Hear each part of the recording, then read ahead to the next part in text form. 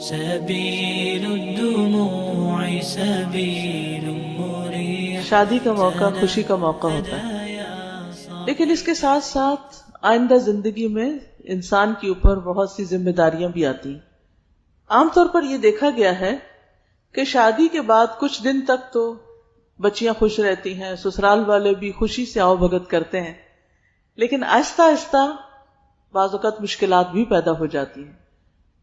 اس کی بنیادی وجہ یہ ہوتی ہے کہ ہر انسان یہ چاہتا ہے کہ اس کا حق اس کو ملے، لیکن وہ دوسروں کا حق دینے کے لیے تیار نہیں ہوتا، کیونکہ انسانوں کے اندر ایک دل کی تنگی رکھ دی گئی ہے. وَأُحْضِرَتِ الْأَنفُسُ الشُّحَّ.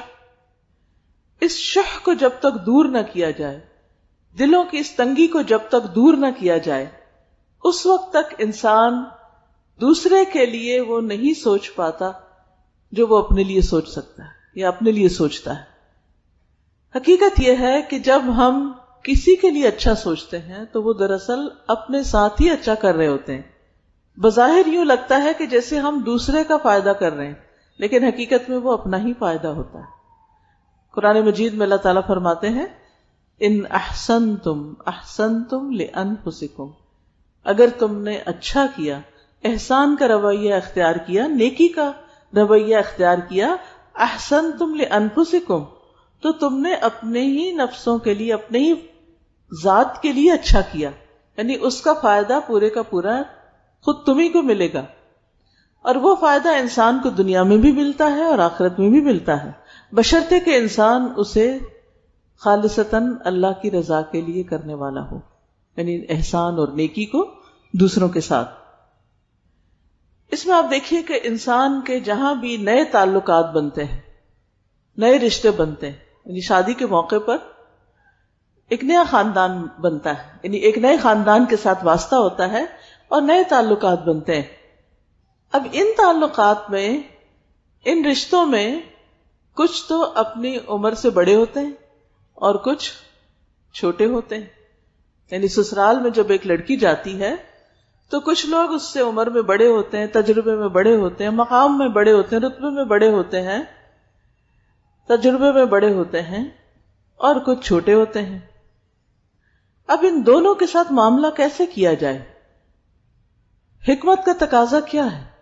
اور رسول اللہ صلی اللہ علیہ وسلم کی حکمت ہمیں کیا سکھاتی؟ آپ صلی اللہ علیہ وسلم نے فرمایا وہ ہم میں سے نہیں جس نے چھوٹے پر رحم نہ کیا اور بڑے کی عزت نہ کی.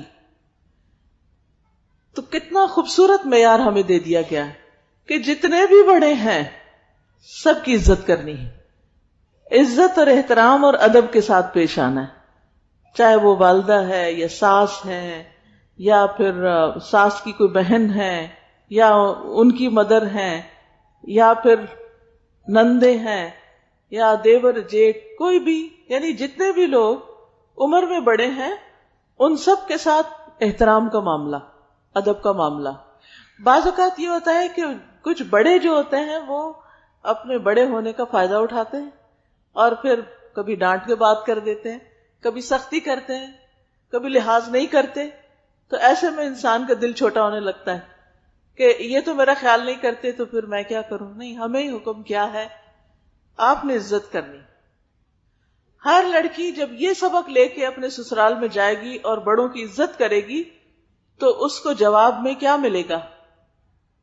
اس کو ہمدردی ملے گی، کیئر ملے گی، محبت ملے گی، اور اس کی ایک پہچان اور اس کا ایک نام ہوگا کہ یہ بچی بہت عزت کرنے والی ہے، بہت اچھی ہے. اس کے حق میں گواہی ہوگی. مجھے اچھی طرح یاد ہے کہ میری ساس نے ایک مرتبہ یہ کہا کہ میری ساری بہوؤں میں سے میرا نام لے کے کہا ایک یہ ہے جس نے آج تک مجھے جواب نہیں دیا آگے سے، یہ میری عزت کرتی، اور مجھے کبھی خیال بھی نہیں آیا تھا کہ میں واقعی کچھ کر رہی. لیکن اس دن مجھے احساس ہوا کہ اچھا یہ بھی میٹر کرتا ہے. بڑے بعض اوقات بہت پیار سے بات کرتے ہیں، بہت کیئر کرتے ہیں، بعض اوقات بیمار ہوتے ہیں، تھکے ہوتے ہیں، یا کبھی غصے میں بھی ہوتے ہیں، یا کوئی اور بات ہو سکتی ہے، وہ ناراض بھی ہوتے ہیں. کبھی ان کی ناراضگی برحق ہوتی ہے، کبھی ناراضگی ناحق ہوتی ہے. لیکن ہمارا دین ہمیں کیا سکھاتا ہے کہ ہم نے ان کے ساتھ کیا معاملہ کرنا ہے؟ ادب کا، احترام کا. ہم نے اپنا فرض پورا کرنا ہے، اور اسی سے پتہ چلے گا کہ ہم واقعی دین پڑھے ہوئے لوگ ہیں۔ اگر ہر ماں اپنی بیٹی کو یہ نصیحت کر کے بھیجے کہ بیٹا اس خاندان کے سب بڑوں کی عزت کرنی ہے، تو آپ دیکھیں کہ کتنے ہی مسائل صرف اس سے حل ہو جائیں گے۔ پھر اس کے بعد یہ ہے کہ کچھ رشتے، کچھ بچے چھوٹے ہوتے ہیں، کچھ عمر میں کم ہوتے ہیں، کچھ بعض اوقات وہ درجے میں کم ہوتے ہیں، مثلاً کوئی بھائی بڑا ہے آپ کے شوہر کا، کوئی چھوٹا ہے، کوئی بہن بڑی ہے، کوئی چھوٹی ہے، اسی طرح باقی بھی کچھ بچے ہیں۔ کئی دفعہ ایسے ہوتا ہے جیسے نئی دلہن شادی ہو کر جاتی ہے تو چھوٹے چھوٹے چھوٹے بچے سارے ہجوم کر دیتے ہیں اس پر، کوئی لپسٹک خراب کر دیتا ہے، کوئی کپڑے خراب کرتا ہے، کوئی بیڈ پہ چڑھ جاتا ہے گندے پاؤں لے کے، کوئی کچھ کرتا ہے، کوئی کچھ کرتا ہے۔ تو اس میں انسان کو بڑے صبر و ضبط کا مظاہرہ کرنا پڑتا ہے۔ کچھ مہمان تو 2-4 دن میں چلے جاتے ہیں، لیکن کچھ مستقل اسی گھر میں رہ رہے ہوتے ہیں، یعنی کمبائنڈ فیملی سسٹم ہوتا ہے۔ ان بچوں کو روز دیکھنا پڑتا ہے، روز برداشت کرنا پڑتا ہے۔ تو وہاں کیا کرنا چاہیے؟ وہاں پھر نبی صلی اللہ علیہ وسلم کا یہ حکم ہے، چھوٹوں کے اوپر رحم، سختی کا معاملہ نہیں، شفقت کا معاملہ، سمجھانے کا معاملہ، کیا کہہ کے اگنور کر سکتے ہیں، درگزر کر سکتے ہیں، کوئی بات نہیں، چھوٹے ہیں نا، چھوٹے ایسے ہی ہوتے ہیں، میں تو بڑی ہوں نا، یعنی وہاں اللہ نے آپ کو بڑا بنایا تھا، آپ بڑے بن کے رہیں۔ اور بڑے بننے کا مطلب تکبر کرنا نہیں، بڑے بننے کا مطلب چھوٹوں کے ساتھ شفقت اور نرمی کا سلوک کرنا ہے۔ تو اس سے آپ دیکھیے کہ بچہ بچہ آپ سے محبت کرنے لگے گا، اور یہی آپ کی کامیابی ہے کہ آپ ہر بچے کو امپورٹنس دیں، اریٹیٹ نہ ہو کہ یہ بہت شور کر رہے، یہ بہت باتیں کر رہے، یہ بہت بدتمیز ہے، یہ ایسے ہیں، یہ ویسے نہیں۔ آپ ان کے دل جیتیں، آپ ان سے محبت کریں، وہ سارے آپ کے پیچھے لگ جائیں گے۔ آپ ان کو کہانیاں سنائیں، آپ ان کی پسند کی کوئی کھانے کی چیز دیں، آپ ان کا حال پوچھیں، ان کو کوئی تکلیف ہو، چوٹ لگ جائے، کچھ ہو جائے، آپ کیئر کرنے والے ہوں، آپ سمجھیں یہ میرا فرض ہے، تو دیکھیں کیسی محبت پیدا ہوتی۔ آپ ان کو گلے لگائیں، آپ ان کو پاس بٹھائیں، آپ ان کے چھوٹی بچیاں ہیں تو کسی کو لپسٹک لگا دے، کسی کو کچھ کر دے، تو آپ دیکھیں گی کہ وہ آپ کی گرویدہ ہو جائیں گے۔ تو جس لڑکی کے گواہ بڑے بھی ہوں اور چھوٹے بھی ہوں، دونوں طرف کی گواہی ہو کہ یہ بہت اچھی ہے، تو آپ خود سوچئے کہ اس کی کیا ناموری ہوگی، اور اس کا اس گھر میں کتنے قدم جمیں گے، اور کتنی برکت ہوگی، اور کتنا اس کے لیے آگے بڑھنے پھلنے پھولنے کے مواقع ہوں گے۔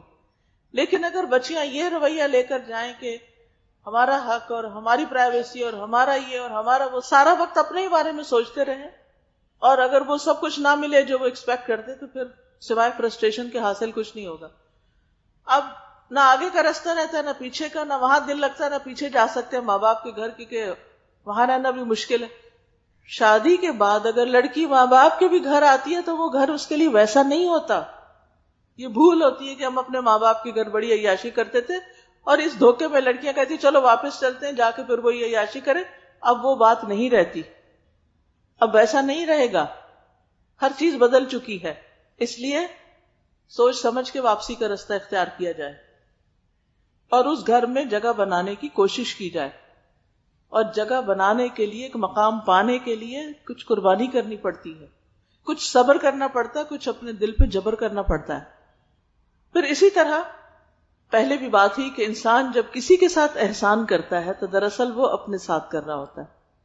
اس کی ایک شکل یہ ہے، حدیث میں آتا ہے، حضرت ابو امامہ کہتے ہیں کہ میں نے رسول اللہ صلی اللہ علیہ وسلم کو ارشاد فرماتے ہوئے سنا، دوسروں کے ساتھ احسان کرنے سے آدمی بری موت مرنے سے بچا رہتا ہے، یعنی ایسے انسان کا خاتمہ اور انجام اچھا ہوتا ہے، یعنی ایمان پہ خاتمہ ہوتا ہے، حادثاتی موت سے محفوظ رہتا ہے۔ اور دوسری نصیحت آپ نے کیا فرمائی؟ پوشیدہ صدقہ کرنے سے اللہ کا غصہ بجھتا ہے۔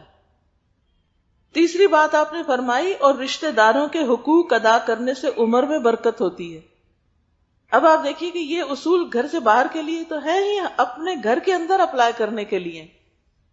احسان کیا ہے؟ احسان ہے کسی کے ساتھ نیکی کرنا، اچھا کرنا۔ بعض اوقات اس کے ساتھ تو ہم اچھا کرتے ہیں جو ہمارے ساتھ اچھا کرتا ہے، لیکن جو ہمارے ساتھ اچھا نہیں کرتا ہم اس کے ساتھ اچھا نہیں کرتے، مقابلے پہ آ جاتے ہیں، شیطان ہمیں بلوا دیتا ہے کہ اس اچھائی کا فائدہ ہم ہی کو ملنے والا ہے، لہذا کوئی ہمارے ساتھ اچھا نہ بھی کرے پھر بھی ہم نے اس کے ساتھ اچھا کرنا ہے، یہ سوچ کے رکھنا ہے۔ میں نے تو اچھا ہی کرنا ہے، وہ نہیں کرتا اس کا معاملہ اس کے رب کے ساتھ، مجھے اچھا کرنا ہے۔ بعض اوقات ایسا ہوتا ہے کہ شوہر ہی اچھا نہیں کرتا تو پھر انسان غصے میں آ جاتا ہے، جب یہ میرا خیال نہیں رکھتا، جب یہ مجھے ٹائم نہیں دیتا، جب میری کوئی بات نہیں سنتا، تو میں کیوں اس کی مانوں، میں کیوں اس کی سنوں؟ تو جواباً ہم بھی ناراض ہونا شروع ہو جاتے ہیں۔ نتیجہ کیا ہوتا ہے؟ دنیا بڑھتی چلی جاتی۔ جب آپ یہ سوچ لیتے ہیں کہ کوئی بات نہیں، یہ نہیں بھی اچھا کرتا، مجھے اچھا کرنا ہے، ایک دن تو اس کا دل میری طرف پلٹے گا نا، اور واقعی پلٹے گا۔ بس صبر کا امتحان ہے، تھوڑے دن کی بات ہے۔ کیونکہ عموماً کیا ہوتا ہے کہ لڑکی دوسرے گھر میں نہیں جاتی ہے، وہ سب لوگ پہلے سے ہی آپس میں ایک دوسرے سے بہت مانوس ہوتے ہیں، اور کچھ گھروں کا آپس کا جو نیٹ ورک ہوتا ہے وہ بڑا اسٹرانگ ہوتا ہے، وہ آپس میں بیٹھتے ہیں، ہنستے ہیں، کھاتے ہیں، پیتے ہیں، اور یہ جو نئی لڑکی گئی ہوتی ہے وہ بس منہ ہی دیکھتی رہتی ہے کہ یہ کیا ہو رہا ہے، کوئی مجھے بھی توجہ دے، کوئی میری بھی بات سنے، مجھے بھی اپنا بنائے۔ لیکن وہ وقت ابھی دور ہے کہ جب آپ اس سب میں گل مل جائیں گے۔ سبيل الدموع سبيل